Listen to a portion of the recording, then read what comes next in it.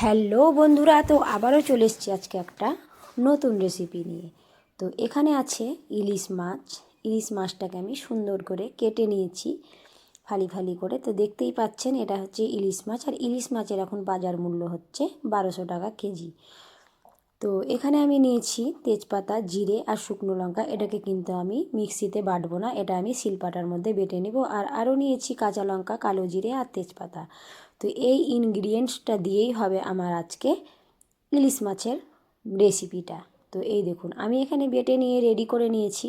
আর এখানে মাছগুলোতেও একটু নুন হলুদটা আমি মাখিয়ে রেখে দেবো, কেননা মাছের মধ্যে নুন হলুদ মাখিয়ে রাখলে মাছটাতে জলটা কাটে না। তো বেশ ভালো হয়ে মাছটা শক্ত শক্ত হয়ে থাকে, আর বেশ ভালোভাবে ভাজাও হয়। আর নুন হলুদটা মাখিয়ে একটু আগে থেকে রাখতে গেলে কি হয়, মাছের মধ্যে যে লবণের ব্যাপারটা থাকে, লবণের যে ফ্লেভারটা থাকে, ওই ফ্লেভারটা কিন্তু একদমই হয়ে যায়, অ্যাবজর্ব হয়ে যায় তো লবণের টেস্টটা। তো এখানে আমি ফালি ফালি করে কেটে নিয়েছি আলু আর বেগুনটা টাটকা ছিল, টাটকা বেগুনের ঝোল কিন্তু খেতে সুন্দর হয়। আর কেটে নিয়েছি টমেটো। আর এখানে আমি চাপিয়ে দিয়েছি কড়াইয়ের মধ্যে তেল, আর ভেজে নেব আলুগুলো একটু লাল লাল করে ভেজে নেব। আর তারপরেও কিন্তু আমি আবারও ভেজে নেব তোমার বেগুনগুলো। তো বেগুনগুলোও কিন্তু ভেজে নেব। বেগুনগুলো কিন্তু ভাজা আমার হচ্ছে 75% আমি ভেজে নেব বেগুনগুলো। তো যেহেতু আলু আমার ভাজা চলছে, তো চলুক, সেটার জন্য কোনো অসুবিধা নেই বন্ধুরা। তো আপনাদেরকে আমি একটা টিপস দেব আজকে এই মাছের রেসিপির সাথে। যে কোনো মাছেরই রেসিপি করবেন বন্ধুরা, প্রথমে কিন্তু আপনারা কখনোই মাছ ভাজবেন না। মাছটা কিন্তু আপনারা আনাজ ভেজে নেওয়ার পরে যদি আপনারা মাছটা ভাজবেন, তাহলে কিন্তু মাছের টেস্ট দ্বিগুণ হবে। তো ওই জন্য আমি সবসময়তে আমি নিজেও যেটা করি আপনাদেরকে সেটাই বললাম, যে মাছ কখনোই আগে ভাজবেন না, মাছ ভাজবেন আনাজ ভাজার পরে। তাহলে কি হয়, মাছের যে ভাজার তেলটা সেটা কিন্তু পুড়ে যায় না। তো ওই জন্য আমি এখানে প্রথমেই আনাজগুলোকে সমস্তভাবে ভেজে নেব, আলু আর বেগুনটাকে ভেজে তুলে নেব। ভেজে তুলে নেওয়ার পরে সবগুলোকেই সুন্দর করে কিন্তু তরকারিটা আমি রান্না করব। তো আপনারা দেখুন যে আমি কী করে রান্না করছি। তো এখানে আমার আলুটা পুরোটাই ভাজা হয়ে গেছে, আর তার সঙ্গে সঙ্গে একটা করে টিপস দিচ্ছি। তো আপনাদের লবণের মধ্যে যদি জল ছেড়ে যায়, তাহলে কিন্তু আপনারা ওটার মধ্যে শুকনো লঙ্কা ফেলে রাখতে পারেন। আর চিনির মধ্যেও যদি সেম সিচুয়েশান হয়, তাহলেও কিন্তু শুকনো লঙ্কা দিয়ে রাখতে পারেন চিনি। তো এই ছোটো ছোটো টিপস পাওয়ার জন্য আমার চ্যানেলটিকে প্লিজ করবেন সাবস্ক্রাইব, আর বেল আইকনটিকে ট্যাপ করবেন, যেহেতু আমার কোনো লং ভিডিও কিংবা শর্ট ভিডিও দেওয়ার সময় যেন আপনাদের কাছে পৌঁছে যায়। তো যাই হোক, আমি হচ্ছি ওয়েস্ট বেঙ্গল থেকে। আমার ভিডিও আপনাদেরকে কেমন লাগে পাশে থাকবেন আর কমেন্ট করে জানাবেন। আর আপনারা যদি আমার চ্যানেলে নতুন থাকেন, তাহলে প্লিজ আমার চ্যানেলটিকে সাবস্ক্রাইব করে নেবেন। তো অনেক ধন্যবাদ আপনাদেরকে আমার এই ভিডিওটা পুরোপুরিভাবে ওয়াচ করার জন্য। তো চলুন, বেগুনটা আমার পুরোটাই, এই কথা বলার মধ্যেই কিন্তু বেগুনটা আমার পুরোটাই ভাজা হয়ে গেছে বন্ধুরা। তো ভাজা হয়ে গেছে বলে যে গল্প শেষ হয়ে যাবে, সেটা কিন্তু একদমই নয়। তো দেখুন এখানে আমি কড়াই থেকে কিন্তু বেগুনগুলোকে তুলে নিলাম, তারপরে দিয়ে দিলাম তেল। তো আমরা যেহেতু যে কোনো দামি জিনিস রান্না করি, সেই মাত্রাতে কিন্তু তেলটা বেশি লাগে। তো যাই হোক, দামি জিনিস রান্না করতে গেলে একটু সবাই খরচা করে, আর দামি জামাই পেতে গেলে জামাইকেও কিন্তু প্রচুর পণ দেওয়া হয়, এটা কিন্তু একদমই অবশ্যই, সে কথাটা কিন্তু বলতে হবে না বন্ধুরা। তো যাই হোক, এখানে একটা বেগুন থেকে গেছিলো, আমি দেখতেই পাইনি পাশে।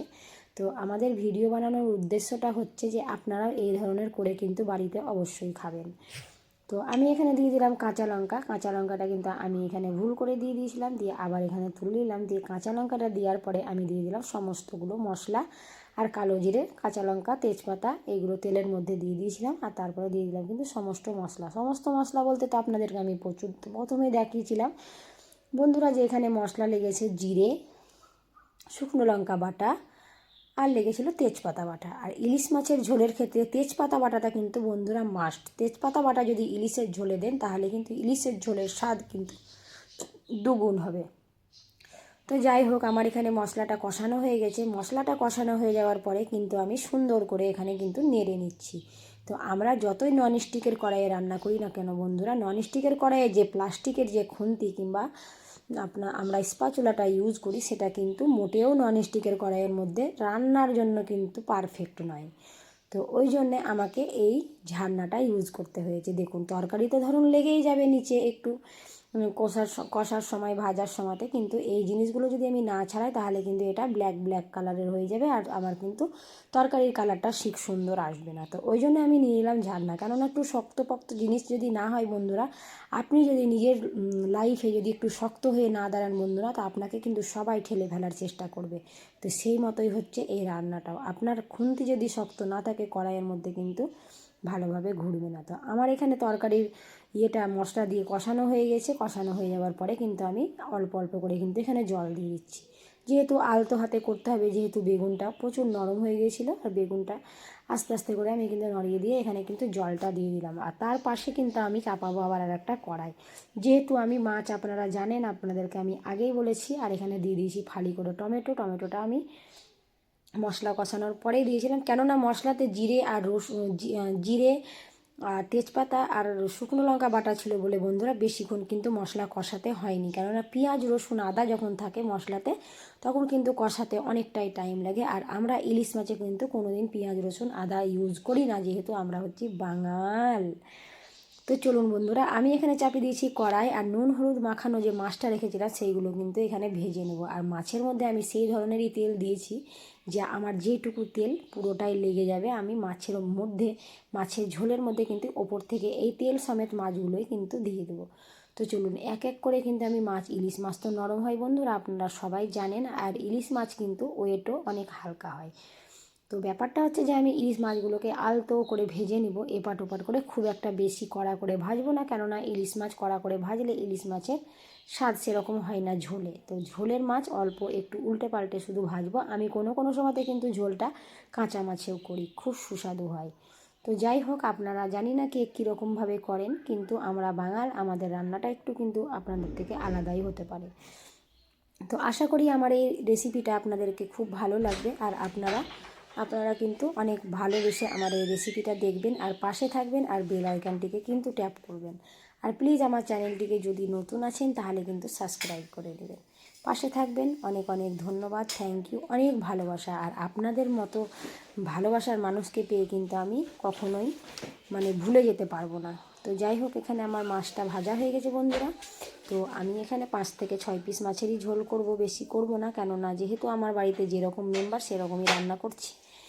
আর তো আপনারা দেখুন, আর দেখে প্লিজ আমার চ্যানেলটিকে সাবস্ক্রাইব করবেন। তো আমার রেসিপিটা কেমন লাগলো, আমার তো আগেই করে নিয়েছি পুরো রেসিপি, শুধু এবারে মাছটা আর মাছের তেলটা কিন্তু পুরোটাই ঝোলের মধ্যে দিয়ে দেবো। কখন দেবো বন্ধুরা এটাও আপনাদেরকে বলে দেবো, যেহেতু আমার এখানে ইলিশ মাছের ঝোল প্রচুর খুব ভালো লাগে খেতে, ওই জন্য আমি কিছুটা ইলিশ মাছের ঝোল কিন্তু ইলিশ মাছের তেল আর পিস ভাজাও কিন্তু রেখেছি সাইডে, সেটা কিন্তু আপনাদেরকে দেখানো হয়নি, যেহেতু এখানে রেসিপির মধ্যে পড়ে না বলে দেখাইনি।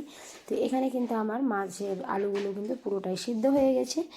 তো যেহেতু সিদ্ধ হওয়ার কারণে আমার বেগুনটাও সুন্দরভাবে সিদ্ধ হয়ে গেছে, এবার আমি দেখে নিচ্ছি। তো এবার আমি দেখে নেওয়ার পরে কিন্তু এবারে আমি দিয়ে দেবো মাছগুলো।